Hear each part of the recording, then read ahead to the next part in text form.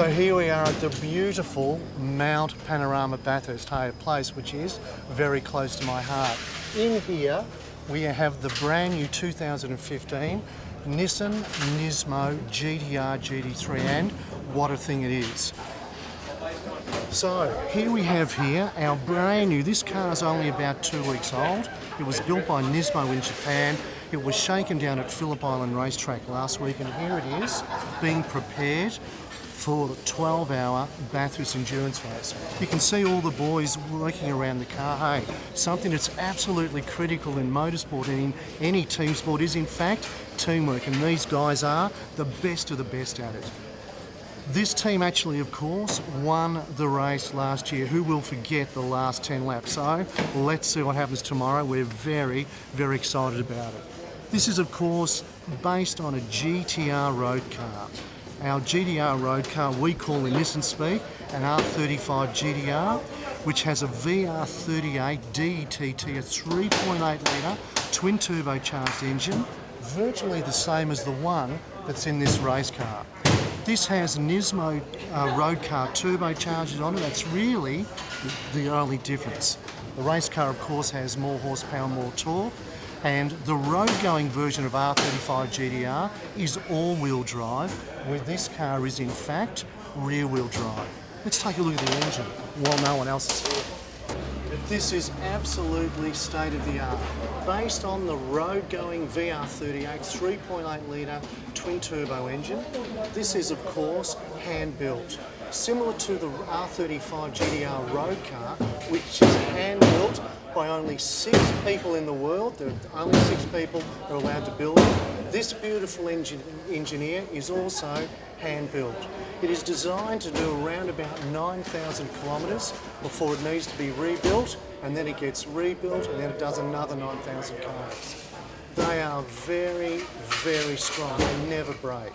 So the actual shell is based on the road car shell, and you can probably see some difference with some carbon fibre areas here. So there's carbon fibre throughout the actual car. We've got carbon fibre inside, carbon fibre outside, and of course carbon fibre inside the actual cockpit. Something where every team is concerned about is safety. So shortly, I'll take you inside, we'll have a look at the different seat, we'll have a look at the 6-point harness, and we'll have a look at the roll case. But just come with me now, and we'll take a bit of a walk around the car. So you can see some interesting things on the front here. A huge flat splitter here. The actual car has a flat bottom underneath it with a diffuser in the rear, which I'll show you shortly. And you can see all of the aerodynamic aids here. This here and this here is all about creating a thing called downforce. We want the car to stick to the road to give it the maximum amount of grip.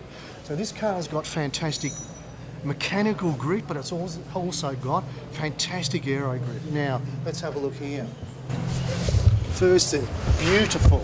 This makes me happy to be alive. Let's have a look at all the beautiful detail in the artwork here. Once again, turbulent air coming here and exiting out through here.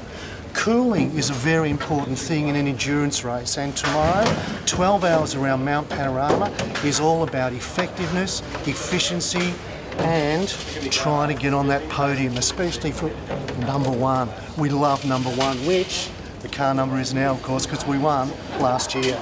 You can see the massive size of the rotors. So huge brakes here, huge calipers, of course, stopping power, absolutely critical. We need good horsepower, good torque, good grip, good teamwork. Bring it on tomorrow. So, one corner here, huge front brakes. During the course of the race, these discs here and these pads will be changed. The boys are practicing it this afternoon. They're going to do a fantastic job. Come with me here. So you can see inside here, the guys are doing work inside here, and you can see that this is of course a left-hand drive vehicle. You can see the roll cage inside here, which is homologated. The seat is homologated, and one of the interesting things about this is there's no normal gear lever that you may find in a road car. It has paddle shifts, similar to what R35 GT-R road car has. So once again, safety is absolutely paramount. a 6-point harness. Looks like the boys are just doing some work to get the drivers a little bit more comfortable here to make the driver change as effective and efficient as possible. You can see in the centre that we have a carbon fibre centre stack, which has got a lot of switches in it. So there's a sequence for switching the car on, switching the car off, warming it up, and of course, racing with it. If we come around towards the left here, one of the unique features about this GT-R GT3 is that it has an air conditioning system. The drivers are so cool and comfortable in this car, and that helps with driver fatigue.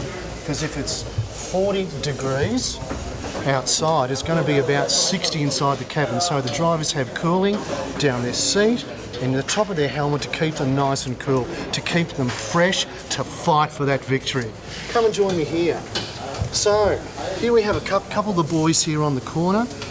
Once again, you can see the Ohlins type dampers here. You can see some cooling ducts. But what the boys are doing here, they're checking the tension of the rear hubs, making sure the nuts are all nice and tight. So over the next 3 or 4 hours, everything will be checked and double checked, prepared, engine oil change, oil filter change.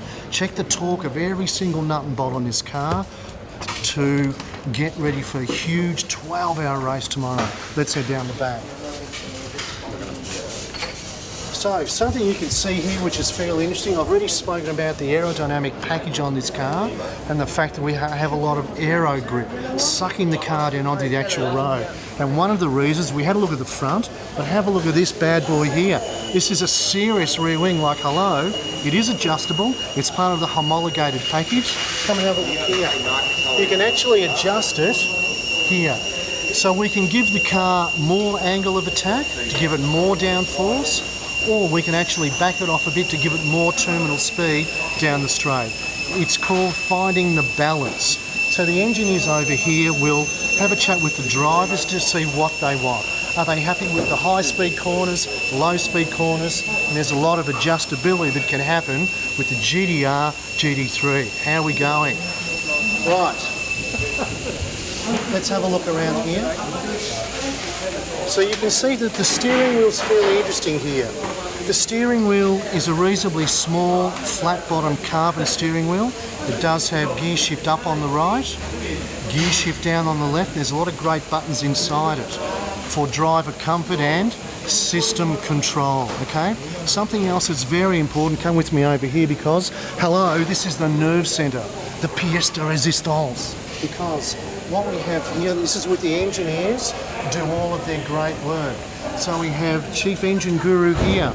Then we have all team manager and race engineers who will work out the strategy for the event, who will look at where the car is being placed, when should the car picked, what engine mapping should it have. So on the steering wheel, the driver is able to select from 4 different engine mappings, from number 1 to number 4, depending on what the engineer asks. This is where all the decisions tomorrow morning, early and throughout the day, will be made. I hope that's given you a little bit of an insight into Nissan, NISMO and the beautiful GT-R GT3. Thanks for joining me. See you next time.